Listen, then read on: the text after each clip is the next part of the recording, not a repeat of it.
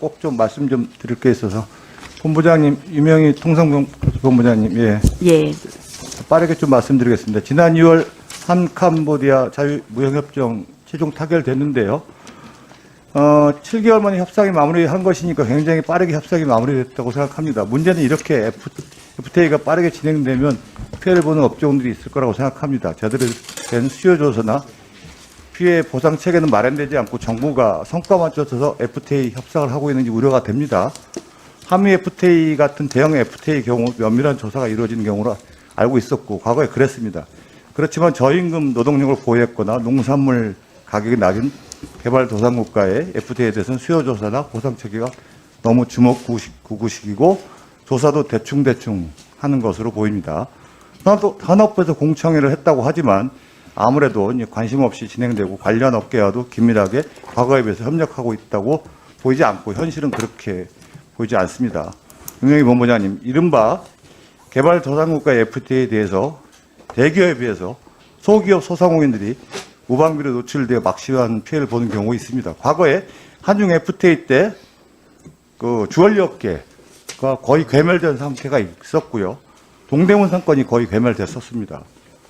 그 다음에 지금 현재 6차 산업 같은 경우도 상당히 손실을 입은 경우도 지금 있고요. 개발도상국하고 하면은 이들에 대한 정부의 법적 보상 체계가 어떻게 되고 있고 얼마나 이 과거에 비해서 세계적으로 하는지, 사실은 요새 FTA 할 때 보면은 사실 어떻게 이루어졌는지도 좀 모르는 경우가 상당히 많거든요. 과거에 비해서.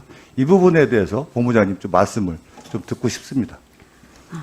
예, 먼저 그 한 캄보디아 FTA는 한미 FTA처럼 처음부터 맨 땅에서 무에서 시작한 것이 아니라 한 아세안 FTA를 통해서 캄보디아와 이미 FTA가 한 80% 이미 FTA가 상당 수준 된 게 있었고 거기에 최근에 RCEP 협상을 7년간 하면서 또 추가로 개방을 했기 때문에 이제 실제 양자 협상에서는 한 아세안의 경험과 RCEP에서의 경험을 통해서 양쪽이 필요로 하는 부분을 조금만 더 추가하면 되겠다 싶어서 실제 개방률을 더 캄보디아 측을 제고한 거는 한 12%포인트 정도로 기존의 두 개의 FTA에 거듭 쌓아온 세 번째 FTA다 보니까 어찌 보면은 짧은 과정에 그동안에 축적된 경험으로 할 수 있었다는 말씀을 드립니다. 그리고 저희가 시장 개방 협상을 할 때마다 계속해서 그 의견 수렴을 하고 업계와도 간담회를 했으며 그런 과정을 통해서 예를 들어 섬유를 예를 들면은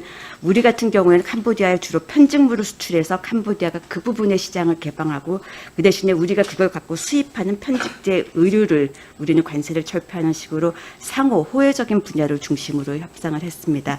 그러나 의원님께서 말씀하신 대로 저희가 이 협상을 타결하고 나면은 영향평가라고 해서 혹시 이 결과적으로 조금이라도 또 어려움이 있는 업종이 없는지 다시 한번 또 피해 업종에 대한 영향평가를 합니다. 그러한 평가를 진행을 할 예정이며 거기에서 필요한 경우에는 또 국내 대책도 필요한 국내 대책을 마련을 하도록 하겠습니다. 안방정책 쓰면서 국익도 우선하는 건 알겠는데요.